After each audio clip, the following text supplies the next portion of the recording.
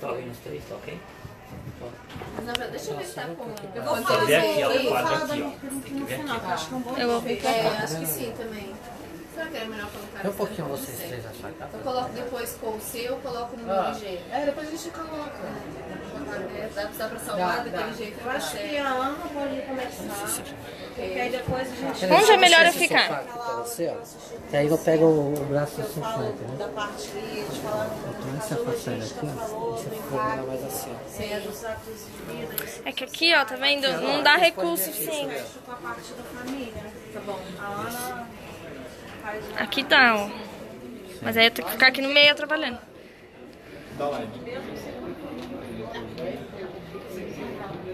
Só cuidado pra não... A gente tá lá, tá ruim. A gente tira também. Fica você mais centralizado. centralizado aqui? Isso. Já foi. Isso. Aí, ó. Você um pouquinho mais pra cá, fazendo favor. Isso. Aí. Então, vamos falar dos painéis, tá bom? Os painéis. Começar? Então, gente, meu nome é Ana Carolina, eu sou médica oncologista. Vânia, Eu sou Vânia Castanheira, sou medical coach e ex-paciente de câncer de mama.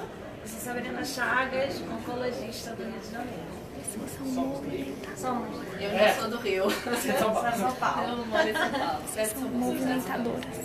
Nós somos movimentadoras do Todos Juntos contra o Câncer. A gente foi convidadas e a gente está aqui para a gente discutir os painéis que a gente viu hoje, a gente conversar um pouquinho do que a gente viu, o que está acontecendo aqui, dizer as impressões que a gente teve. Então a gente vai falar um pouquinho para vocês. Se vocês quiserem, vocês podem deixar dúvida no nosso perfil. A Ana Carol é a doutora Ana Carolina Nobre, a Vânia Castanheira é Minha Vida Comigo e eu, a doutora Sabrina Chagas. Cada um está transmitindo no seu perfil. Pode deixar pergunta que a gente, assim que a gente puder, a gente conversa com todos vocês. Pode deixar em qualquer um dos perfis, mesmo que seja perguntas vai das outras, respondendo. que a gente vai estar antenadas e respondendo. Acho que foi uma honra, né? Eu queria agradecer os organizadores do TJCC chamar a gente. Achei que foi uma ideia assim, muito legal. Tem uns 3 anos atrás eu via no Instagram, eu lembro quando eu vi o congresso, acho que era o segundo, e eu estava no Rio, e assim, nossa, muito legal esse congresso, queria muito participar, porque somos líderes de saúde discutindo sobre acesso aos pacientes oncológicos a um tratamento, enfim, e aquilo, assim, eu fiquei muito feliz do congresso, queria muito ter participado. Aí no ano seguinte eu consegui participar como ouvinte, né? E esse ano, assim, é uma honra estar aqui como movimentadora, né? Acho que isso é bem legal com vocês. Nossa, a gente tá um grupinho bom aqui, a gente... Eu posso dizer a mesma coisa, porque é curioso, né? O Brasil tão grande e a gente acaba se encontrando aqui nesses momentos, nos congressos, e ter sido convidados, né, pela Abrali para estar aqui no TJCC. Foi uma honra, foi assim, fica arrepiada, A assim, gente de tá lembrar. muito feliz. Muito feliz mesmo. Eu lembro direitinho vendo assim, os ao vivo do pessoal na época. Eu queria ir, agora tá aqui. Nossa. Vamos falar dos painéis, as pessoas vão brigar com a gente. Então, assim, acho que hoje teve muito discutida a questão do acesso à saúde. Eu acho que acesso ao paciente às informações, o quanto é importante, assim, as dificuldades que os pacientes têm acesso ao tratamento oncológico, ao diagnóstico do câncer, enfim. Então, acho que isso é importantíssimo, essas discussões, quanto mais os pacientes tiverem acesso à informação, para a gente poder cobrar, né, dos governos e ter o acesso ao tratamento de qualidade, né? Não é mais, o paciente não é mais passivo. Exatamente. Ele pode e deve ser ativo no seu tratamento, na busca de informações e mesmo na busca de direitos. Para cobrar do governo ter o acesso tanto no privado quanto no particular, ter o mesmo acesso a drogas que fazem diferença no tratamento. Então é importantíssimo, eu acho que é interessante esse congresso desse ano, para você ver como está bem cheio, né, comparado aos outros anos. E muitas associações de pacientes que têm força, isso é importante, ter essa força de cobrar. A gente estava conversando lá fora que o evento ele tem um papel interessante porque os pacientes, os movimentadores que estão no evento, eles tanto funcionam como uma cobrança a nível superior, né? Eles podem cobrar para a parte governamental, como eles também formam redes entre si, né? São pacientes que falam com pacientes e a gente tem uma rede de informação que é bem bonito isso. Antigamente a gente não tinha, e a gente acha que o caminho é esse Acho mesmo. importante, né? Nem tanto na mama, né? Os Claro. magos, os magos são drogas que a gente não tinha no SUS. Eu acho que a força dos pacientes que fizeram a diferença. Claro, isso não tem dúvida disso. De ficar ativo. Uma coisa também que foi bacana que, relativamente, diz respeito a ontem, que eu estive aqui, foi antes até da gente falar um pouquinho da gente de hoje, né, do evento de hoje, foi o painel sobre a alimentação e sobre a importância da nutrição durante o tratamento oncológico. E que a nutrição é fundamental para o bom efeito de uma quimioterapia, porque muitas vezes, e aqui estou no meio de duas oncologistas, né, muitas vezes uma desnutrição do paciente faz com que a quimioterapia tenha que ser interrompida, e isso, né, pode estar em risco o sucesso ou não melhor do paciente. Tolerância da química, um pouco menos de isso dor, é menos de feito. A gente tem Então alimentos que ajudam na questão da náusea, né? É importante a gente... Foram duas dessas questões assim, bem fortes na importância do foco da nutrição para essas duas questões. Tem algumas novidades, né, em termos de estão querendo colocar uma novidade que é a alimentação mais cetogênica e vegana, whole food plant-based, não só vegano, não vegano que bolachas Oreo são E aqui no veganas, Brasil né? isso é uma dificuldade, né? Porque uma a questão do dificuldade. preço, a questão das taxas, né, que a gente tem. Também, Então, colocar assim perto da cetogênica, mais quimioterapia. proteína, mais cara. Não, mas uma cetogênica whole food plant-based, ou seja, vegana e a mais de plantas, que dá para ser, ou seja, a proteína vem dos grãos e não da carne, eles não têm a gordura saturada da carne, e mostraram também, né, que realmente a carne vermelha e também as carnes processadas aumentam 18%, não é só isso no risco do câncer do colo do útero, do câncer de mama, câncer de pulmão, e que na verdade o consumo, né, de uma alimentação menos saudável, menos à base de plantas, aumenta o risco de todos os cânceres. Tem né, menos de fibra, né? menos Acaba fibra, criando alimentação. exatamente. E a gordura saturada, não é, também da alimentação. Então, foi em volta disso e foi bacana ver como existe uma preocupação maior na nutrição do paciente e incluir a nutricionista no grupo multidisciplinar, né? Seguindo essa linha da multidisciplinaridade, a gente estava na mesma sala e a gente não sabia, né? Que foi a sala Estava lotada, com fila de espera, isso tive foi que pedir maravilhoso. pelo amor de Deus, Eu só que consegui chegar no depois... final porque não tinha lugar. Não, Eu consegui entrar porque eu falei, sou movimentadora, eu vou fazer uma live sobre pelo amor de isso. Deus, eu vou fazer live. Então, Ai, tipo, entra. foi para falar da questão da medicina integral e foi muito legal, foi um cardiologista que deu a aula e ele falou de estudos que mostram que a questão psicossocial, né, a questão do paciente estar completo no tratamento tem impacto. O paciente estar bem, né, tanto socialmente como culturalmente, espiritualmente, isso interfere no tratamento, isso faz com que ele se alimente melhor, isso faz com que ele queira praticar atividade física, isso faz com que ele, com a sua família, esteja melhor, e isso tem um impacto grande no tratamento, então, não só no prognóstico da doença, como no tratamento. Ele apresentou estudos falando disso, e nesse bem-estar também, né, como que a gente quantifica para fazer estudo, como é que a gente quantifica a questão psicossocial do paciente? Então, ele enumerou alguns itens, entre eles tinha gratidão, né, então a gente vê aí que a questão da gratidão, da espiritualidade não é religião, né, você ter fé em alguma coisa é importante e interfere no tratamento e no prognóstico. E até complementando um pouquinho, a espiritualidade é no sentido de você ter um sentido para a sua vida, encontrar um propósito. Ok, eu quero viver, né? A pessoa foi confrontada com o câncer, independentemente da idade, se é confrontada com o câncer aos 20, aos 30, aos 50, 60, 80, para que ela quer viver? Não pode ser querer viver apenas para viver. Quer viver para quê? Para estar viva. Ok, estar viva para quê? Então encontrar um sentido, encontrar um propósito para aquilo querer sobreviver. Não é? E além de sobreviver, é o querer viver e viver bem. E uma das questões aqui, como a Sabrina falou, da questão da gratidão, é um dos pontos das virtudes. Então, como é que a gente pode encontrar um sentido para a vida? Porque não é apenas assim, ok, agora qual é que é o meu sentido, deixa eu ligar aqui o meu HD e entender qual é que é o meu sentido. Mas trazer ao de cima as nossas virtudes como aumentar a nossa confiança, como a gente pode saber as nossas forças, as coisas que nos dão alegria, o prazer, exatamente. E entre elas, também ter o poder, ele mostrou o estudo que as pessoas que têm mais facilidade em perdoar e as pessoas que encontram as gratidões, as coisas pelas quais são gratas no dia a dia, ou seja, são as pessoas que focam mais no positivo, quando algo acontece, têm mais probabilidade de sobrevivência e mais probabilidade de vir a não desenvolver doenças.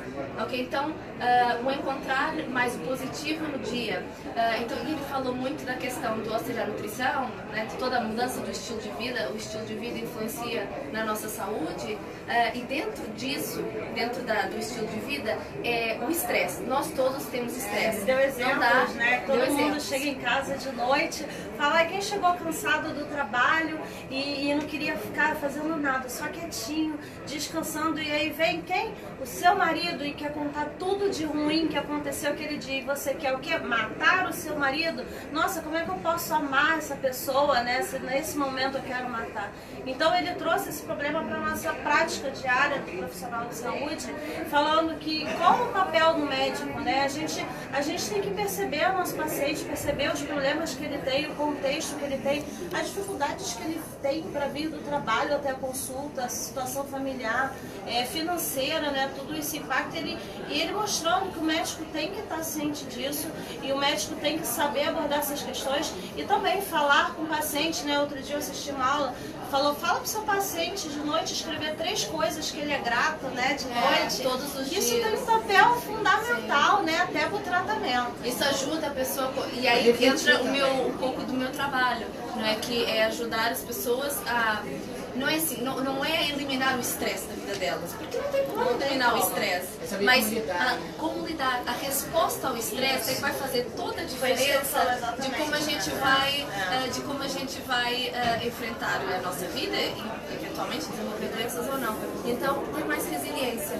Ele acabou não usando esse termo, resiliência em psicologia positiva, mas é dentro dessas coisas. Então, encontrar o sentido no pra quê que eu quero viver, encontrar ter um propósito na vida, encontrar as coisas pelas quais nós somos gratos e desenvolver essa nossa espiritualidade, trazer ao de cima as nossas virtudes, quais são as nossas virtudes, quais são as nossas forças, o que nos ajuda a superar os desafios da nossa vida, e isso faz com que, isso já é neurociência, porque isso faz com que nós criemos o hábito de procurar as coisas positivas na nossa vida. A gente cria novos caminhos neurais. É totalmente diferente uma pessoa que tem pensamento positivo.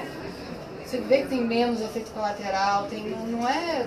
às vezes a gente vê um Mas é mais longe que o pensamento positivo. Quando você encontra o sentido, o propósito... Sim, porque quem pensa positivo já tem uma luz, né? E consegue caminhar, fazer umas coisas. Não é uma coisa forçada, né? É uma coisa... Né? Eu acho não, e vocês, assim, no dia a dia, vocês lidam, né, eu também, né, mas não só, mas com o pior momento da vida delas. Eu imagino que vocês dando uma notícia de um câncer, não deve ser uma coisa fácil. A gente tem que saber abordar esses aspectos. Eu acho que o principal é ser sincero com o paciente, dar tempo de conversar, né? Acho que faz a diferença. Bom, outro painel que eu comecei a ver e que eu não conseguia terminar, mas que eu já saí de lá muito inspirada, assim. Foi um que falava do papel do familiar no tratamento do paciente oncológico, não só do papel do familiar, né? A gente teve uma palestrante que falou de um estudo que ela fez falando de perguntas que ela fez para pacientes, para familiares de pacientes com câncer. Então, esse familiar é um familiar que ele automaticamente ele se sente encarregado de cuidar do paciente. Então, ele abre mão da sua vida, ele abre mão do seu trabalho, ele abre mão de pensar em si. Ele, às vezes, até nesse papel de cuidador, ele tem vergonha de falar que ele está confuso, que ele está com medo, né? Ele veste aquela carapaça de que eu tenho que ser forte e nada disso é conversado, né? Quando a gente chega nos hospitais, quase nunca a gente tem um suporte para o familiar. Então, na palestra eles falavam da importância que é o familiar saber que pode procurar o psicólogo também no hospital. Então, eles estão desenvolvendo um trabalho nesse sentido para falar do papel do familiar. E Eu fui familiar, né, o meu livro, né, e tudo começou porque eu fui familiar. Meu pai teve câncer de mama e meu pai é mastologista, e foi quando eu vivi esse outro lado que eu comecei essa luta, né, de falar disso, não só do familiar também, mas perceber o paciente como um todo, e por isso o interesse é completamente diferente. E mudou alguma coisa, Sabrina, pra você, enquanto você já era oncologista antes? E mudou alguma coisa na sua abordagem ao paciente depois que você esteve do outro lado? Mudou muito, porque eu sempre fui muito carinhosa, eu sempre sou essa de ficar falando sem parar, e o paciente sai da minha sala rindo, os médicos lá falam, gente, eles estão em consulta, não comigo, né? Porque realmente eu tento botar o paciente para cima, mas assim, principalmente entre os ciclos, entre as sessões de quimioterapia, né? O paciente às vezes tem medo de tirar suas dúvidas, de abordar o médico, às vezes eles ficam querendo, né, esconder algumas coisas. Isso eu vivi com meu pai era médico, ele escondeu muita coisa. Então eu comecei essa abordagem entre tratamentos que eu não tinha tanto, e eu comecei a perceber quando eu contei uma história do meu livro, que as pessoas viram que eu senti o que todo mundo sente, e aí eles se sentiram automaticamente abraçadas, né? O paciente se sente com voz, e aí eu vi a importância que tem a gente dividir. Quando eu conto a minha história, o paciente ele se sente acarinhado, ele se sente mais à vontade de tirar dúvidas. E aí eu vi que é importante a gente ter uma abordagem de uma forma uma fala mais fácil do paciente entender, que não tem, a gente tem paciente que fala, que é do Nordeste, fala, doutora, graças a Deus que você existe, porque você está falando coisas que eu tinha dúvida, mas o meu médico nem olha pra minha cara, ele nem encosta em mim. Então, quando eu comecei esse trabalho, eu fiquei muito realizada, e é por isso que eu tô nessa luta toda. A gente estava conversando sobre isso, né, aquela hora, porque assim, eu tive fazer uma cirurgia recentemente também, e você não tirar as dúvidas, e por mais que a gente seja médico, às vezes o médico trata a gente como se a gente fosse leigo. Exato! E você sente, eu fiquei assim, gente, mas eu não faço isso como médico, tipo, eu tiro as dúvidas, sabe? Você tá lá pro paciente, né? Mostro fora, então assim, mas é uma coisa que a gente fica muito vulnerável. Assim, aí pra fechar, eu acho que foi a primeira aula que eu assisti, que foi logo no começo, lógico, foi a primeira no começo, mas foi do Amir Klink, e aí ele fez um link automaticamente para essa última aula falando de família. Na verdade, todos os painéis que eu assisti hoje, foram 4, todos eles têm uma palavra que tá junto, tá ligando todas as aulas, né? A questão de estar todo mundo junto, o nome do congresso não é à toa, né?